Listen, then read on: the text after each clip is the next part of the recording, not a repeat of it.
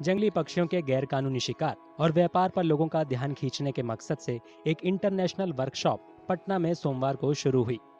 इस वर्कशॉप का आयोजन राज्य सरकार का पर्यावरण विभाग और बॉम्बे नेचुरल हिस्ट्री सोसाइटी मिलकर कर रही हैं। बिहार में कई देशों से माइग्रेटरी बर्ड्स आते हैं और ये जो प्रवासी पक्षी हैं ये विंटर्स के महीने में आते हैं और ये भारी संख्या में आते हैं। तो ये इंटरनेशनल बर्ड वर्कशॉप के पीछे ये हमारा उद्देश्य है कि जिस रास्ते से आते हैं, जो सेंट्रल एशियन फ्लाईवे होता है उससे आते हैं, उन देशों के लोगों के साथ मिलकर एक साझा कार्यक्रम इन पक्षियों के संरक्षण के लिए बनाया जाए और इस वर्कशॉप का मुख्य उद्देश्य वही है। वर्कशॉप में वन्यजीव विशेषज्ञों ने कहा कि भारत में अलग अलग तरह के पक्षियों की आबादी को सहेज कर रखने की जरूरत है। उन्होंने कहा कि पक्षियों की कई प्रजातियों को जलवायु परिवर्तन से लेकर कई नए खतरों का सामना करना पड़ रहा है।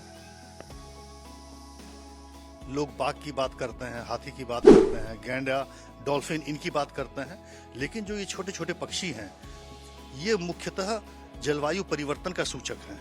अगर जलवायु परिवर्तन के दुष्परिणामों को देखना है तो सिर्फ इन पक्षियों का अध्ययन करने से उसके बारे में काफ़ी कुछ जानकारी मिलती है। तो इनका अवैध शिकार वगैरह जो है ये सब काफ़ी समय से चल रहा था, इसलिए पहला जो है बिहार सरकार का एम रहा है, उसका उद्देश्य रहा है कि कैसे लोगों का ध्यान इनके संरक्षण की ओर आकृष्ट किया जाए।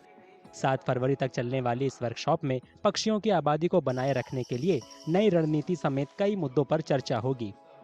इस वर्कशॉप में Myanmar, Kazakhstan, Singapore, Sri Lanka, Nepal, Bangladesh और भूटान समेत कई देशों से आए प्रतिनिधियों के साथ देश के अलग अलग इलाकों से आए वन्य जीव एक्सपर्ट भी हिस्सा ले रहे हैं।